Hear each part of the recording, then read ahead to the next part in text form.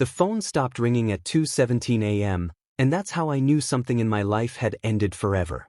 Not because someone called to tell me the news. Not because there was a final message or a clear goodbye. It stopped ringing because I finally accepted that no one was going to call me back. I had been staring at the screen for hours, thumb hovering just above her name, redialing like it was a ritual that could undo reality. Like persistence alone could resurrect what I had already lost. The apartment was silent in the way only late nights know how to be. Not peaceful. Just empty. The kind of silence that presses against your chest and makes breathing feel optional. The city outside my window was still alive. Sirens in the distance, a drunk laugh echoing somewhere below, but none of it reached me. I was sealed off, like the world had moved on and forgotten to tell me. My phone buzzed once. Not from her. Not from anyone who mattered. Just work. Another subject line that started with following up or we need to talk. Another reminder that even the parts of my life I used to be good at were slipping through my fingers. I didn't open it. I didn't need to. I already knew what it said. Deadlines missed. Patience exhausted. Understanding running out. Funny thing is, I used to believe my career would save me. That if I built something solid enough, titles, income, reputation, it would anchor everything else. That I could make up for absence with security. That being the provider mattered more than being present. I told myself that lie so often it started to sound like truth. The bottle on the table was half empty, or maybe half full. I couldn't tell anymore. I took another sip anyway, the burn familiar, predictable. Alcohol didn't fix anything, but it softened the edges. It blurred the thoughts just enough that they didn't cut as deep. I picked up the phone again. Her name lit up the screen. I didn't call. I just stared. There was a time when that name meant chaos. Sticky fingers. Too many questions. Laughter at the wrong moments. A tiny human who didn't understand boundaries or silence or why grown-ups sometimes stare into space like they're falling apart. Now it meant absence. Now it meant a room that stayed clean. Now it meant toys that hadn't been touched in months. I stood up too fast and the room tilted. I steadied myself against the wall, fingers brushing a crayon drawing taped near the kitchen doorway. A crooked house. A sun with uneven rays. 3 stick figures holding hands. One taller than the others. I peeled it off the wall slowly, like ripping it down too fast would hurt her somehow. The tape made a small tearing sound, loud in the silence. I folded the paper once. Then again. Then stopped. I couldn't fold her away. I dropped into the chair and let my head fall into my hands. My shoulders shook before I realized I was crying. Not loud. Not dramatic. Just quiet leaks of grief escaping through clenched teeth. The kind of crying men do when they don't want anyone to know. I had spent weeks telling myself I was holding it together. Turns out I was just holding it in. My phone vibrated again. This time, it was a voicemail notification. Unopened. The timestamp burned into my brain. I knew exactly when it had been left. I had seen it before. I had avoided it before. I hovered my thumb over play. I didn't press it, because if I heard her voice, I wasn't sure I'd survive it. The clock on the microwave blinked 2:43 a.m. I hadn't bothered to fix it since the power went out months ago. Another small thing left broken because I didn't have the energy to care. I wondered how many other parts of my life were like that, quietly malfunctioning while I pretended not to notice. I walked into the bedroom. Her room. I hadn't changed anything. The bed was still made with the dinosaur sheets she insisted on, even though she said she was too old for them. Books lined the shelf, spines cracked, pages dog-eared. A jacket hung on the back of the door, one she always forgot to zip. The smell hit me hardest. Kids have a smell.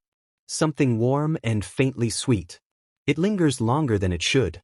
Long enough to make you think, just for a second, that they're still nearby. That if you listen closely, you'll hear footsteps. Or a voice calling your name. I sat on the edge of the bed and pressed my palms into the mattress like it could ground me. I failed you. The words weren't dramatic. They were simple, heavy, undeniable. I had missed calls, missed weekends, missed chances. I told myself I'd make it up later. Later never came. My phone buzzed again. Another email. Another reminder that life doesn't stop just because you're drowning. I finally opened it, eyes scanning the words without really reading them. Something about restructuring. About performance. About next steps. Next steps. I laughed then. A short, broken sound that didn't belong to anything resembling humor. Next steps toward what? I didn't recognize the man reflected in the dark window anymore. The one with the hollow eyes and unshaven jaw. The one who used to have answers. Used to have plans. Used to believe he could control outcomes if he just worked hard enough. I sat there until the sky outside started to lighten, until the blacks softened into gray. Until the world hinted at another day I wasn't sure I wanted to be part of. My phone lay face up on the table, silent now. No missed calls. No new messages. Just a still screen reflecting my face back at me. I realized something then, in that quiet moment between night and morning. The phone wasn't going to ring again. Not for her. And if I didn't do something, if I didn't change, I wasn't sure it would ring for me either. I sat there, holding the folded drawing in my hand, staring at a future that suddenly felt terrifyingly optional. And somewhere deep inside, beneath the guilt and the exhaustion and the regret, a dangerous thought began to form. One I wasn't ready to name yet. But it was there. Waiting. Men don't fall apart the way movies show it. We don't usually collapse in public or scream into the night. We disappear. Quietly. Methodically. We stop answering calls. We stop showing up. We convince ourselves that isolation is strength and silence is control. That's what I told myself, anyway. The morning after the phone stopped ringing, sunlight crawled into the apartment like it didn't know it wasn't welcome. It landed on empty coffee mugs, a bottle I hadn't bothered to put away, and the folded drawing still sitting on the table where I'd left it. I hadn't slept. I hadn't moved much either. My body felt heavy, like gravity had increased overnight just for me. I checked my phone out of habit, not hope. 3 emails from work. 1 text from my ex-wife. I ignored the emails first. That part was easy. Work had become noise, important once, maybe even defining at one point, but now it felt distant, unreal. Like a language I used to speak fluently and had slowly forgotten. The text was harder. We need to talk. No punctuation. No emotion. Just a statement. A door half opened or half closed, depending on how you looked at it. I stared at the screen, my thumb hovering, the same way it had hovered over my daughter's name the night before. I didn't reply. Instead, I showered. The water was too hot, then too cold. I stood there longer than necessary, letting it hit my back, my face, my chest, like it could wash something off me. Like guilt was a physical thing that could be rinsed away if I stayed long enough. It didn't work. I dressed without thinking. Clothes I hadn't worn in weeks. Office clothes. A version of myself I wasn't sure still existed. I looked in the mirror before leaving and barely recognized the man staring back. He looked older than he should have. Not in years. In weight. The drive to work felt automatic. Muscle memory. Red lights, green lights, familiar turns. I passed the park where I used to take her on weekends. Swings empty. Slide untouched. I kept my eyes forward and tightened my grip on the steering wheel. Don't go there. The building looked the same as always, glass, steel, expensive neutrality. I used to feel something when I walked through those doors. Purpose. Now it felt like stepping into a place I no longer belonged. People nodded at me. Some smiled politely. Others avoided eye contact altogether. That told me more than words ever could.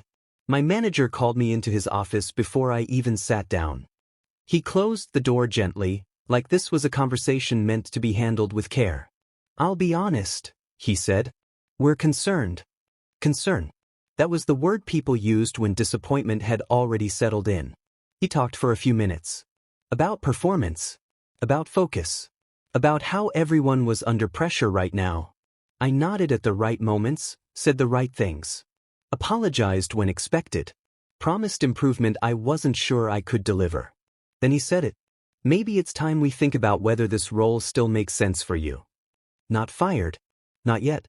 But close enough that the distinction didn't matter. I packed my things in silence. Not everything. Just enough to make it look temporary. A notebook. A framed photo I hadn't looked at in months. I left the rest behind like I might come back for it later. I didn't know if that was optimism or denial. At home, the apartment felt smaller in daylight. Less forgiving. The silence louder. I dropped my keys on the counter and stood there, unsure what to do next. This was usually the part of the day when I distracted myself, emails, calls, anything to avoid thinking. Now there was nothing left to distract me. I picked up my phone again. Still no new messages from her. I scrolled through old photos instead. Pictures I had taken too quickly, assuming there would be more chances later. Her missing teeth. Her messy hair. Her face lit up mid-laugh. I remembered being annoyed that day. Tired. Distracted. I closed the gallery. I couldn't breathe. The voicemail notification was still there. Unopened. Patient. Like it knew it would outlast my resistance. I finally pressed play. Her voice filled the room, small and clear and devastating. "Hi, Daddy," she said. "Mom says you're busy. That's okay. I just wanted to tell you I did good on my test. I wish you were here. I love you." That was it. No drama. No accusations. Just love. I slid down the wall and sat on the floor, phone pressed to my chest like I could keep the sound from escaping. Like holding it close enough might change something. She didn't sound angry. She didn't sound disappointed. She sounded proud. And that broke me more than anything else could have. I cried then. Fully. No restraint left. My chest ached. My throat burned. I cried for every call I didn't return. Every weekend I postponed. Every time I chose something else and told myself it was for her. The truth was simpler. I chose myself. Or at least the version of myself I thought I was supposed to be. My phone buzzed again. This time it was a call. My ex-wife. I almost let it go to voicemail. Old habits die hard. I answered. "We need to stop pretending this didn't happen," she said. No greeting. No warmth. Just exhaustion. You disappearing doesn't make it hurt less. "I know," I said. My voice sounded unfamiliar. Thin. I didn't know what to say. "You didn't have to say anything," she replied. "You just had to be there." Silence stretched between us. Not hostile. Just heavy with everything we hadn't said over the years. "She loved you," she added quietly. "Even when you weren't around." I closed my eyes. That hurt worse than blame ever could. After the call ended, I sat there for a long time. The voicemail replayed in my head. Her voice looping, gentle and forgiving in ways I didn't deserve. Men don't fall apart. We disappear. And in disappearing, we convince ourselves we're protecting everyone else from the mess inside us. But all we really do is leave people alone with the consequences. I stood up slowly and walked into her room. I opened the closet and pulled out the jacket she used to forget to zip. I pressed it to my face and inhaled. I didn't know how to fix this. I didn't know how to make peace with a life that no longer made sense. But I knew one thing with terrifying clarity. Running hadn't saved me. It had only brought me here. Alone. And for the first time since the phone stopped ringing, I wondered what would happen if I stopped disappearing. The thought scared me more than staying hidden ever had. Which meant it might be the thing I needed to face next. There's a moment after everything loud has happened when the world goes eerily still. That's where I found myself. Not in the middle of a breakdown. Not screaming or throwing things. Just standing in my kitchen, staring at the sink, realizing I had already crossed some invisible line. The kind you don't notice until you're on the other side of it. The edge didn't feel dramatic. It felt quiet. I cleaned the apartment that afternoon. Not aggressively. Not with purpose. Just enough to make it orderly. Like I was preparing a space for someone else to walk through later. Someone who wasn't me. I washed the dishes and lined them up to dry. Folded clothes I hadn't bothered with in weeks. Took out the trash. Each small task felt oddly calming, like my hands finally had instructions even if my mind didn't. I told myself I was just trying to regain control. That was the lie. The truth was harder to admit. I was arranging my absence. I found an envelope in a drawer and sat at the table. The chair felt too solid beneath me. Too real. I picked up a pen and stared at the blank page, waiting for something profound to come out. Nothing did. I wasn't trying to say goodbye. I was trying to explain myself. That felt more important. I wrote slowly, stopping every few sentences, rereading words that already felt inadequate. I tried to justify things I could never undo. Tried to make sense of choices that had seemed reasonable at the time and unforgivable now. I wrote about work, about pressure, about how I thought providing was the same as showing up. I didn't write about love. That felt too dangerous. I folded the paper once and slid it back into the envelope. It wasn't finished, but I couldn't bring myself to destroy it either. I placed it neatly on the counter, centered, like it mattered where it landed. I checked my phone. No messages. The silence didn't sting anymore. It wrapped around me instead. So, numbing. I realized I preferred it to the constant ache of expectation. This is how it happens, I thought. Not with chaos. With relief. I showered again, slower this time. Let the water run until the mirror fogged completely. I didn't look at my reflection. I didn't want to negotiate with myself. I dressed comfortably. Clean clothes. Nothing special. Nothing that looked intentional. I moved through the apartment one last time, checking things off mentally. Lights off. Windows locked. Trash taken out. Her room stopped me. I stood in the doorway, hand on the frame, breathing shallow. I told myself not to go in. I told myself it would make things harder. I went in anyway. The jacket was still in my hands from earlier. I laid it carefully on the bed, smoothing the fabric like she was still wearing it. My chest tightened, but the tears didn't come. That scared me. I whispered her name. Just once. It felt like saying it too loudly might shatter something. "I'm sorry," I said. The words floated uselessly in the air. I left the room and closed the door. Outside, the day had dulled into evening. The sky was a flat gray, the kind that makes time feel irrelevant. I grabbed my keys and stepped into the hallway. The building was quiet. A neighbor's TV murmured behind a closed door. Someone laughed on a floor above me. Life continuing, unbothered. I took the stairs instead of the elevator. I wanted the movement, the counting of steps. Something to focus on. By the time I reached the street, the city felt distant, like I was watching it through glass. Cars passed. People walked by, eyes forward, absorbed in their own lives. None of them noticed me. I found that comforting. The place wasn't far. I had been there before. Not with this intention, but close enough that the memory of it felt familiar. A high point. A view people talked about like it meant something. I leaned against the railing and looked out. The city stretched beneath me, lights flickering on one by one. From up here, everything looked smaller. Manageable. Problems reduced to patterns and movement. I breathed deeply. My thoughts slowed. This is what scared me the most. The calm. There was no panic telling me to stop. No voice screaming for help. Just a steady, rational list of reasons why it made sense. She was gone. My marriage was over. My career was collapsing.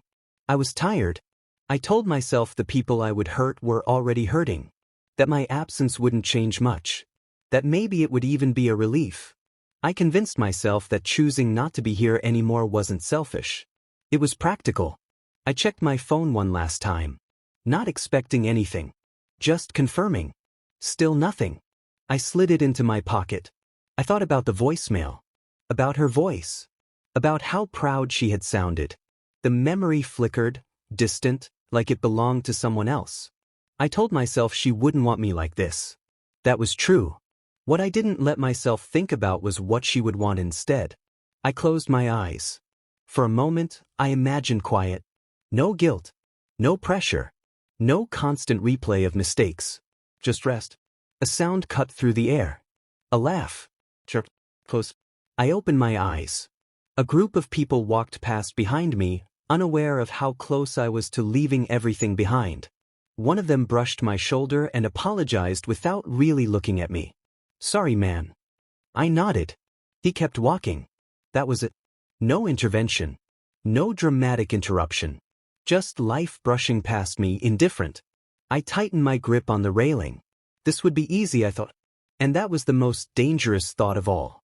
Somewhere deep inside, a small part of me hesitated. Not because I wanted to live, but because I wasn't sure I had the right to stop. I stayed there longer than I meant to, suspended between leaving and staying, the city humming beneath my feet. I didn't know it yet, but this wasn't the moment everything changed. It was the moment right before. And sometimes, that's where the knock starts forming. The knock came when I had finally convinced myself that no one was looking for me. Not loud.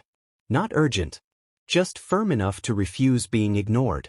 I was still standing there, fingers wrapped around cold metal, city breathing beneath me, when the sound cut through the quiet. 3 knocks. Evenly spaced. Human. Impossible to mistake for anything else. I turned slowly, irritation rising before confusion could catch up. For a split second, I thought it was security. Or some drunk guy who needed directions. I almost hoped it was something simple I could brush past and return to the edge. But when I opened the door, it wasn't simple. A woman stood there, mid-30s maybe, hair pulled back like she hadn't planned on being anywhere important. She held a clipboard against her chest like a shield. Her eyes flicked from my face to my hands, then back again. "Are you Daniel Reyes?" she asked. Hearing my name out loud felt strange, like it belonged to someone else. "Yes," I said. "I'm Mara. I'm with the school." The words landed heavy. The school. I stepped back without thinking, opening the door wider. The railing behind me suddenly felt farther away. "I tried calling," she said gently. "A few times." "I don't always answer," I replied. She nodded like she already knew that. "I can see that." We stood there for a moment, neither of us moving.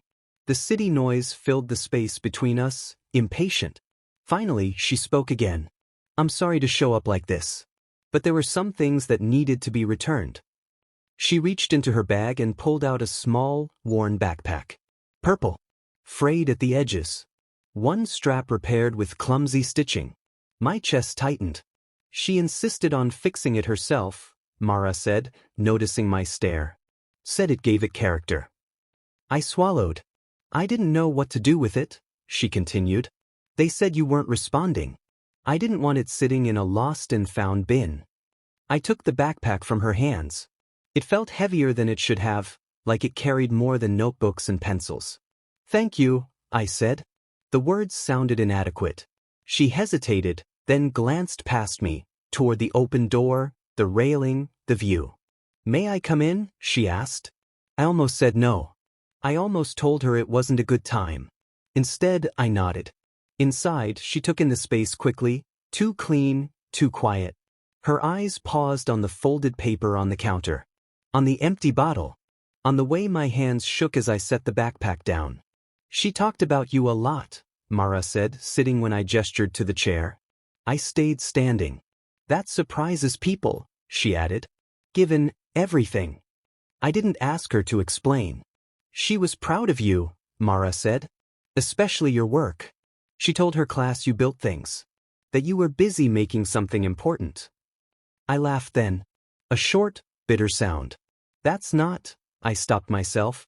"I wasn't there." Mara met my eyes. "She knew that," she said. "Kids always know." The sentence landed softly, but it hit harder than anything sharp. "She didn't resent you for it," Mara continued. "If anything, she defended you. When other kids complained about their parents missing things, she said, 'My dad works hard. That's how he takes care of me.'" I closed my eyes. The room felt smaller. "I didn't earn that," I said. Mara leaned forward. "Love isn't something you earn from your children," she said. "It's something they give. Freely. Sometimes even when we don't deserve it." Silence stretched between us. The kind that forces you to sit with what's been said. She reached into the backpack and pulled out a folded piece of paper.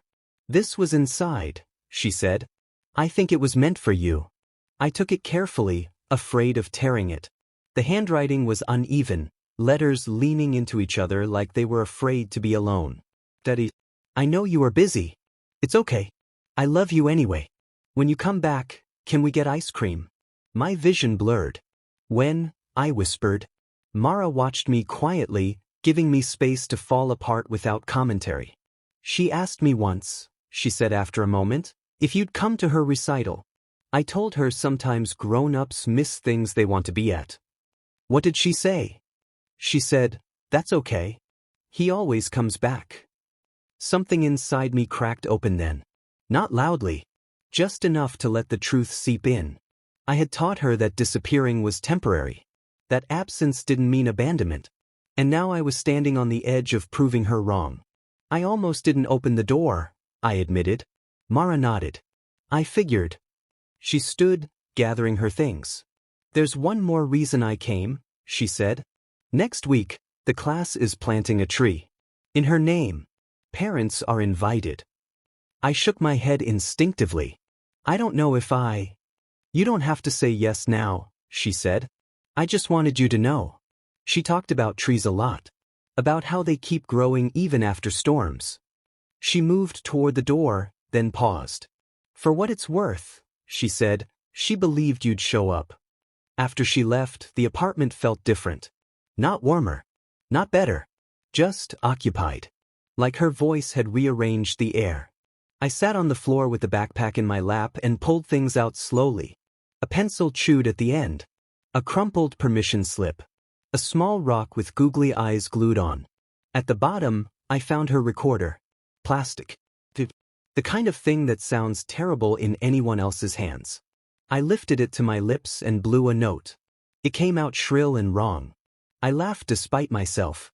For the first time in days, the sound didn't feel like it was breaking me. I looked toward the door. Toward the place where the knock had interrupted my exit. The railing was still there. So was the city. But the quiet had changed. It wasn't empty anymore. It was asking something of me. I didn't know the answer yet. But I knew this much. I wasn't alone on the edge anymore. And that made stepping away feel possible. Not easy. Just possible. I always thought the truth would be loud when it finally caught up to me. I imagined it arriving like an accusation. A list of everything I did wrong, read aloud with no room for argument. I expected it to hurt in a sharp, decisive way, something clean I could either endure or escape. That's not how it came. It came quietly, sitting beside me on the floor, asking me to look at what I had spent years avoiding. The apartment smelled faintly of paper and dust, like a place that had been closed up too long. I hadn't moved since Mara left. The backpack was still open in front of me, its contents spread out like evidence. Not of a crime. Of a life. I picked up the permission slip again. My signature line was blank. I stared at it longer than necessary, tracing the empty space with my thumb. I remembered the email she must have brought home. The one I skimmed while half listening on a conference call. I remembered saying, "Remind me later," and meaning it. Later never came. That was the pattern. Not neglect. Delay. Not abandonment. Postponement. I told myself those distinctions mattered. They didn't. I stood up and paced the apartment, slow circles from kitchen to living room and back again. The railing outside the door stayed in my peripheral vision, like a thought I refused to finish. What Mara said replayed in my head. She defended you. That was the part one couldn't escape. I had built my entire identity around being the responsible one. The dependable one. The man who did what needed to be done even when it cost him personally. I wore exhaustion like proof of virtue. And somehow, in all that self-importance, I missed the simplest truth. She didn't need a provider. She needed a father. The two weren't interchangeable. I sat at the table and finally opened the envelope I'd written the night before. The paper inside felt flimsy now, dramatic in a way that embarrassed me. I read what I'd written with a strange detachment, like it belonged to someone else. Excuses. Justifications. A carefully constructed argument for why my absence had been unavoidable. I folded it again and set it aside. For the first time, I admitted something I had been protecting myself from. I hadn't failed because I was overwhelmed. I failed because I believed there would always be more time. That belief had shaped everything. I assumed my career would stabilize eventually, that my marriage would survive on good intentions, that my daughter would understand when she was older. I built my life on eventualities. And then time ran out. My phone buzzed on the table, pulling me back into the room. An unknown number. I almost ignored it out of habit, then stopped myself. "Hello." Daniel, a man said. His voice was calm, measured. This is Paul. I'm a counselor with the support services department. Mara asked me to reach out. Of course she did. I don't know if this is a good time, I said. There's rarely a good time, he replied. There's just now. I closed my eyes and exhaled. We talked for a while. Not about solutions. Not about fixing anything. Just about facts. About loss. About how grief doesn't move in straight lines. You're carrying guilt like it's a form of penance, Paul said at one point. As if punishing yourself is the same as taking responsibility. That landed harder than I expected. What's the difference? I asked. Guilt keeps you focused on the past, he said. Responsibility asks something of you in the present. After we hung up, I sat in silence again. But it felt different now. Less like a void. More like a pause. I walked into her room and opened the window. Fresh air filled the space, lifting the smell I had been clinging to like a relic. I hesitated, then began straightening things, not erasing her, just caring for what remained. I placed the recorder back in the backpack. Folded the jacket neatly. I taped the drawing back onto the wall. Not because everything was okay, but because this mattered. That night, I slept for the first time in days. Not well. Not deeply. But enough to dream. She was there, older somehow, standing beneath a tree I didn't recognize. She looked at me like she was waiting for something. I woke up before I could ask what it was. The next morning, I made coffee and drank it slowly. I replied to my ex-wife's last message with a single sentence. I'm not running. She didn't respond right away. That was okay. I checked the calendar. The date Mara mentioned circled itself in my mind. Next week. A tree. I didn't know if I was strong enough to stand there in public with my grief exposed. I didn't know if I deserved to. But I understood something now that I hadn't before. Staying wasn't about deserving. It was about choosing. I looked toward the door again. Toward the railing beyond it. The edge hadn't disappeared. But it no longer felt like an answer. It felt like a question. And for the first time since the phone stopped ringing, I wasn't trying to avoid it. I was trying to figure out how to live with it. The decision didn't come with relief. That surprised me.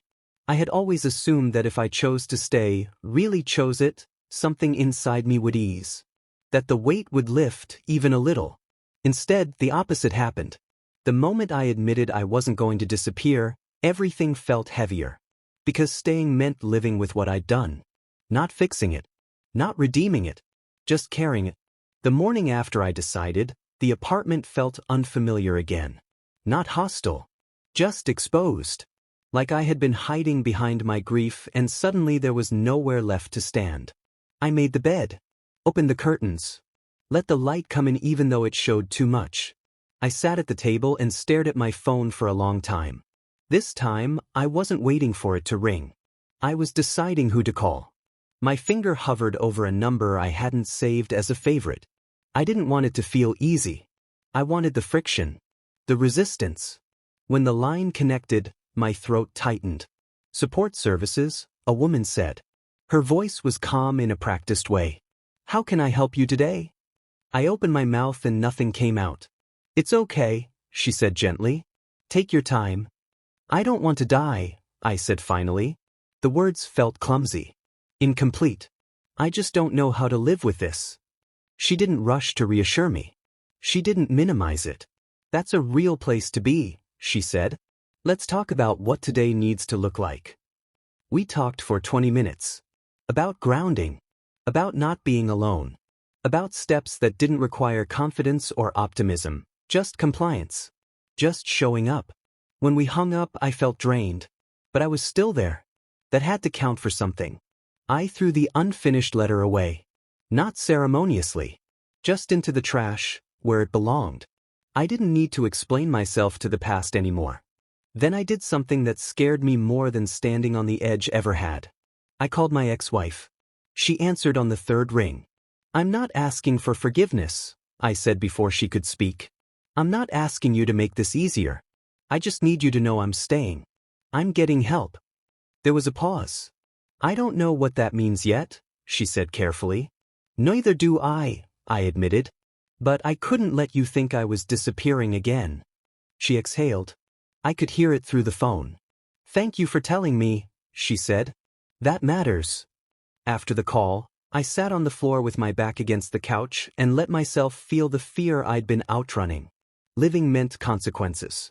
It meant awkward conversations and sleepless nights and moments when the guilt would ambush me without warning. It meant anniversaries and empty chairs and questions with no good answers. Death had felt simple by comparison. That was the lie. Simple doesn't mean easy. I showered, dressed, and left the apartment with no destination in mind. I walked until my legs burned and my thoughts slowed enough to line up instead of crashing into each other. At a small park, I sat on a bench and watched a father push his daughter on a swing.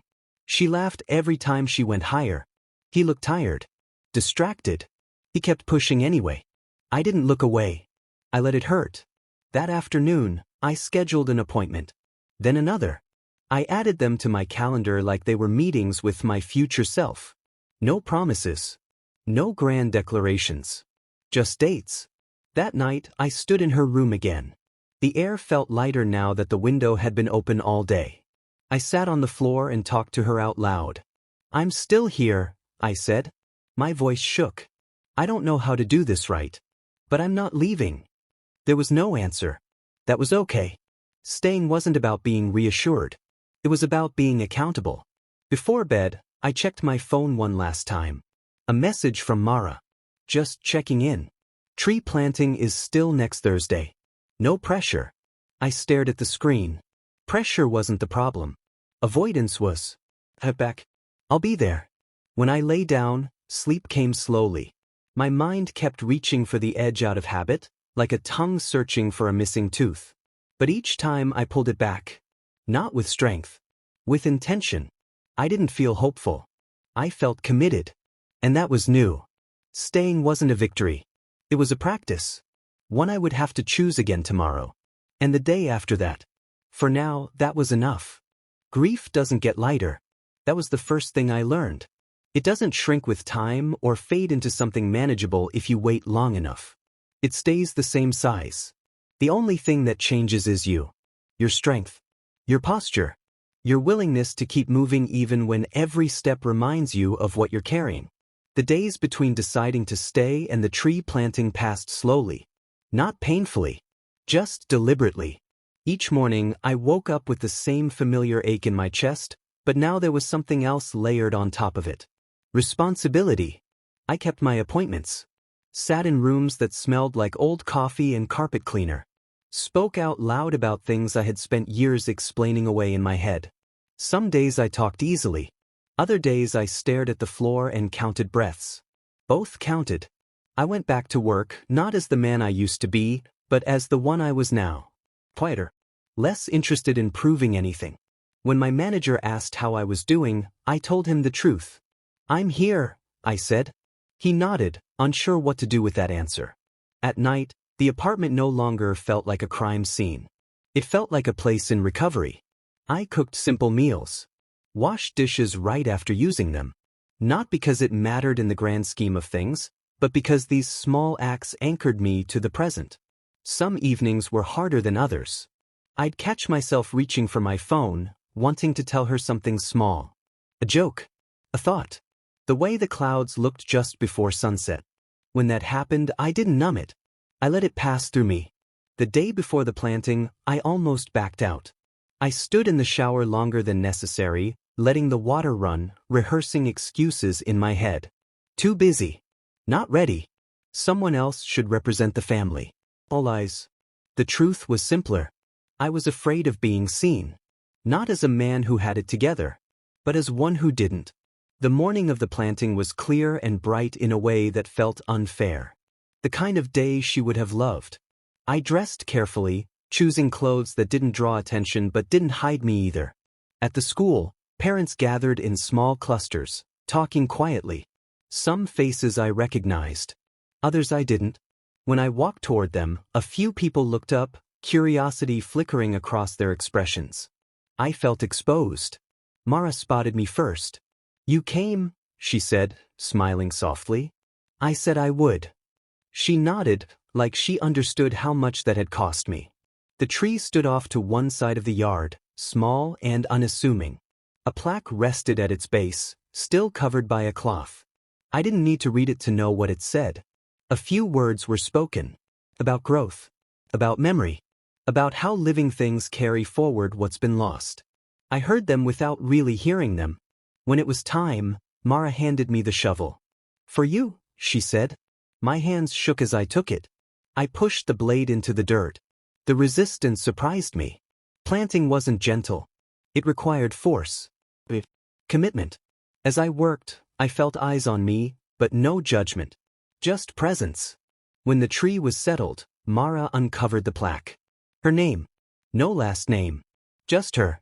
I knelt and pressed my palm into the soil. It was cool. Solid. "I'm here," I whispered. I came back. My ex-wife stood a few steps away. We didn't speak, but our eyes met. There was no reconciliation in that moment. No forgiveness. Just acknowledgement. Afterward, people drifted away. Conversations resumed. Life reclaimed its rhythm. I stayed. I watched the leaves move in the breeze. Imagined her growing alongside them in some way I didn't need to define. Later that evening, back in the apartment, I noticed something different. The quiet didn't feel threatening. It felt earned. I sat at the table and opened my calendar. The days ahead weren't full, but they weren't empty either. Appointments. Chickens. Ordinary things. I realized then that this caring, wasn't punishment. It was love with nowhere else to go. I stood by the window and looked out at the city. Lights flickered on, one by one, just like they had that night on the edge. The difference was, I wasn't above it anymore. I was inside it. Still grieving. Still imperfect. Still here. And for the first time, I understood something I had never allowed myself to believe. Strength wasn't surviving without breaking. It was breaking, and choosing not to disappear afterward. Tomorrow would come with its own weight. I would carry that too. The first thing I learned about the future is that it doesn't announce itself. It doesn't arrive with certainty or confidence or a clear sense of direction. It shows up quietly, disguised as another ordinary morning. Another alarm. Another cup of coffee you drink while standing at the counter because sitting still feels like too much. I used to think surviving meant moving on. Now I know it means staying put long enough to feel everything. The anniversary came without drama. No heavy clouds. No symbolic storm. Just a mild morning and a sky that looked undecided. I stood in front of the bathroom mirror longer than usual, studying the man who looked back at me. He wasn't fixed, but he was intact. I went to work, answered emails, took notes, contributed when I had something real to say. When I didn't, I listened. It felt strange not trying to dominate the room or prove I still mattered. I already knew I did. That afternoon, I left early and walked to the park. The tree stood exactly where we planted it, small, green, stubborn. A few new leaves had pushed through since the last time I'd seen it. I sat on the bench nearby and watched people pass. Parents with strollers. Joggers with headphones. Couples mid-argument. Life, unfiltered. I didn't feel separate from it anymore. I felt part of it. My phone buzzed. A message from my ex-wife. "I'm glad you're still here." I stared at the words for a long time. Not because they erased anything, but because they acknowledged something real. I typed back slowly. "Me too." That night, I cooked dinner and ate at the table instead of the couch. I washed the dishes afterward. Small rituals. Quiet promises kept. In her room, the window was open. The air moved gently through the space, lifting the edges of the drawing taped to the wall. I sat on the floor and let my back rest against the bed. "I don't know what you would have been," I said softly, "but I know who I'm trying to be." I waited not for an answer, but for the feeling to settle. It did. Later, lying in bed, I thought about the night the phone stopped ringing. How final it had felt. How convinced I was that everything meaningful had already ended. I had been wrong. Meaning didn't disappear. It changed shape. The days that followed weren't easier. They were fuller. Some mornings, the grief hit without warning. Other days, it sat quietly in the background like a familiar ache. I learned to let it. I kept my appointments. I showed up for work. I answered calls even when my instinct told me to disappear. Especially then. One evening, a coworker invited me out for a drink. I almost declined, then stopped myself. Sure, I said. 1. We talked about nothing important. Sports. Traffic. A show neither of us had finished. When I laughed, it surprised me. It didn't feel like betrayal. It felt like permission. Walking home afterward, I passed the building where it had almost ended. I didn't slow down. I didn't need to. The edge no longer called to me. It existed, yes, but only as a reminder of how close I'd come to believing the wrong story about myself. I had thought my life was defined by what I failed to protect. Now I understood something different. It was defined by what I chose to carry forward. Weeks later, I stood in line at an ice cream shop. I hadn't planned to go there. My feet just took me. I ordered 2 scoops. Chocolate and vanilla. I sat outside and let them melt faster than I ate them. I didn't rush. I didn't look away when the memory surfaced. When you come back, can we get ice cream? I'm here, I said quietly. I came back. The words didn't hurt the way they used to. They anchored me. I finished the cone and wiped my hands on a napkin, feeling something settle into place.